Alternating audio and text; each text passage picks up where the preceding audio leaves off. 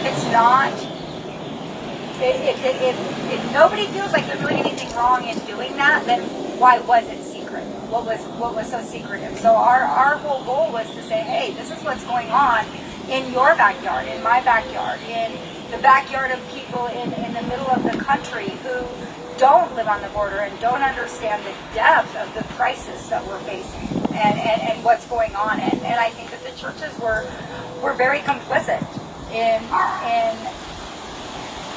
putting illegal aliens ahead of American citizens, and the American citizens are the church attendees. And we got actually a lot of people, a lot of people came up and said, oh my gosh, that's my church doing that. And they were mad. They were mad. And we have a lot of, we've talked to a lot of residents around these churches that have talked about the crimes that have gone up, the property crimes, the grown men taking showers with a grate spool right down the street in front of a clear plastic, completely naked, and people in the neighborhood have to call the police. Have you seen that? No, I talked to the man who filed the police. There's police reports on it. Okay. But the crimes, we've talked to people that said their crimes have gone up. Just petty crimes, mailbox crimes, car break-ins, little things like that. Do you feel that's migrants doing that? I feel that that's what the people in the neighborhood have said. Okay. The pastor, who is one of 6, and spoke about feeling harassed by kids going out there, just standing on the side of, the street. He does, talk about name calling. There have been times, apparently, where he has gotten extremely aggressive. What's your response to that? My response would be that I have been pushed. My phone has been knocked out of my hand. I have had my megaphone shoved in my face. So I think that if we want to have a discussion about that, that's why, the police are there now. The police have always been there to try to maintain, and I would deny any act of aggression at all. I do not threaten people. I'm 5'2" and I weigh 110 pounds. I'm not a huge threat. And, we don't carry guns. We stay on the sidewalk, and we have the right. We're American citizens. We have the right to be on public property. And I have the right to my First Amendment speech, and you don't have to like it. I am not anti-immigrant at all. I go to Mexico and stand with the Mexican citizens that are standing against the UN Migration Pact. We go in there and we stand with them because they don't like what's going on either.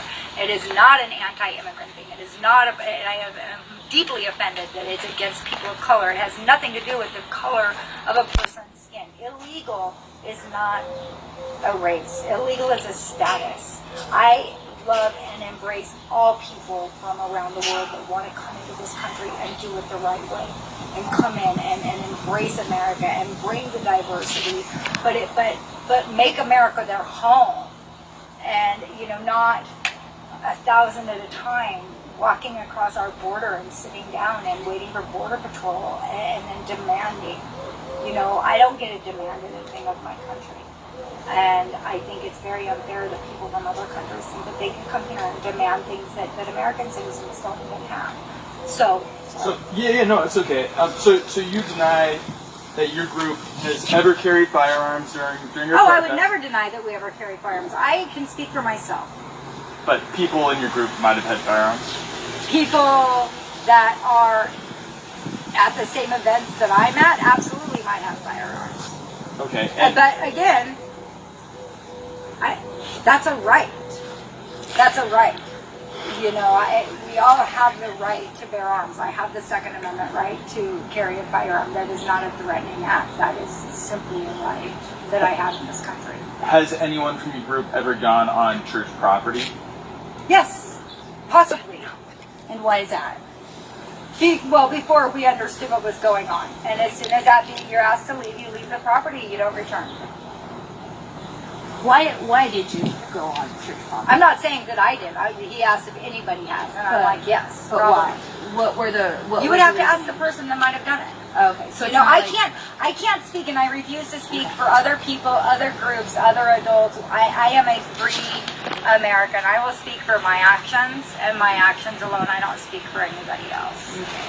Now, the lawsuit is asking that whoever is out there harassing, bullying, however you want to see it, stop. Do you plan to stop? I haven't been out, like I said, for 5 months, or 4 months, I'm not really sure, but I haven't been out in a very long time. Do I think that anybody has the right to be on public property and document what is going on in this nation?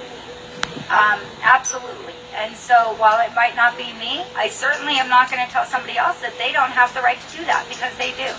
They have the right to stand on public property. They have the right to document. They have the right to say, we're not okay with this. And I would never tell anybody that they can't. I can't tell you what I'm going to do, you know, in the next 6 months, because I couldn't tell you what I was going to do an hour ago when you called me and I was packing. You know, I'm not going to say that. What I will say is any American has the right to go and stand on public property and make their voice heard. Have you ever told them that you're a journalist? I am a journalist. I actually am, and I am an accredited journalist, and you can look up my number. So. And so I guess with your reports, are your reports on Facebook? Is that where your reports are? Or? I haven't done. I really have not done anything in so long, which is why I find this so amusing that it's coming about now. Besides the fact that it's coming from an illegitimate organization like SPLC, I find it very amusing that I've not been active at all in asking people I'm getting hit with a frivolous lawsuit. I find it amusing. I think bring it. Proof that I've broken any law. Proof that I have made threats, because I have not. Do what they need to do what they need to do, and that's fine. And I stand by my actions, and I speak for nobody but myself. Anything else you'd like to say about this lawsuit that you have yet to be served on? Yeah, that I have yet to be served on, which is funny. You know, I'm sitting here with 3 reporters, and I haven't even seen the lawsuit outside of that first paragraph, which is laughable at best, because it is accusatory.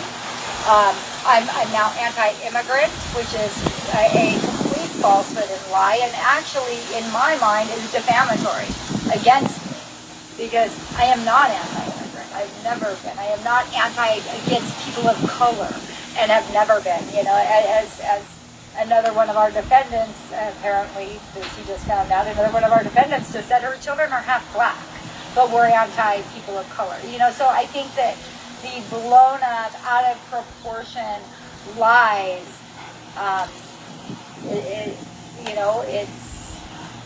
they should watch out, because what they're doing is spreading lies about innocent American citizens, and they're using fear-mongering and hate to do it, and they should be careful, because SPLC is not bulletproof. You know, and I don't mean that as a threat. I mean that as if you want to defame my character and say I'm anti-immigrant, which I'm not, I am anti-illegal invasion. And I stand firm on that. You want to come into this country, there is a right way to do it, and it's not kicking down our back door. Real quick, just to get this part clear, at least on your behalf, you have never made threatening statements or harassing statements. Define harassment. Define harassment. If you can define harassment for me, then I would answer that question. In my mind, have I made harassing statements? Absolutely not. In my mind, have I been harassed? Absolutely. So harassment would be subjective. Have I made threats? No. But harassment is a very subjective term, and it's not based on facts but on feelings. So it's going to depend. You have to ask. You know. Do I feel harassed against? Yes. All right. I think that's all I got.